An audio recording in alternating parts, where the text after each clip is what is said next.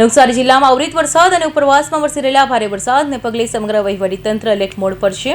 જિલ્લા કલેક્ટર મનીષ ગુરવાણીએ વરસાદી પરિસ્થિતિની અંગે માહિતી આપતા જણાવ્યું હતું કે કોઈપણ ઇમરજન્સી સ્થિતિને પહોંચી વળવા માટે જિલ્લામાં 2 એસડીઆરએફની ટીમોને સ્ટેન્ડ બાય રાખવામાં આવી છે. જિલ્લામાં અત્યાર સુધીમાં કુલ 45 લોકોનું સુરક્ષિત રીતે રેસ્ક્યુ કરવામાં આવ્યું છે. બીજી તરફ કાવેરી નદીની જળસપાટી ભયજનક સપાટી વટાવી જતા બિલીમોરા શહેરમાં પૂર જેવી સ્થિતિ સર્જાઈ છે. 19 ફૂટની ભયજનક સપાટી સામે કાવેરી નદીમાં હાલ 20 ફૂટથી વધુ ઉપર વહી રહી છે.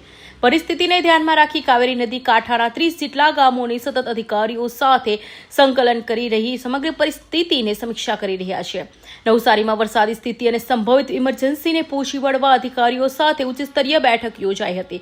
સાથે સ્ટેટ ડિઝાસ્ટર મેનેજમેન્ટ વિભાગ સાથે પણ સતત સંકલન રાખી જરૂરી આયોજન કરવામાં આવી રહ્યું છે.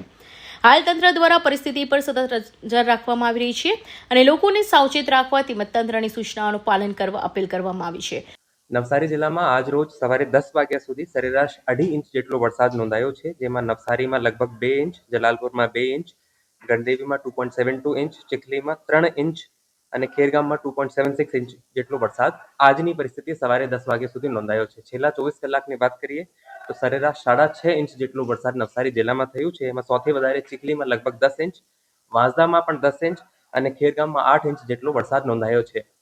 5 સાલની સરેરાશ કાઢીએ તો જિલ્લાની એવરેજ 91 ઇંચની આજુબાજુ રહે છે. એની તુલનામાં અત્યાર સુધી 48 ઇંચ એટલે કે 53% જેટલો વરસાદ આ સમગ્ર મોન્સૂન સિઝનમાં આ વખતે નવસારી જિલ્લામાં નોંધાયો છે.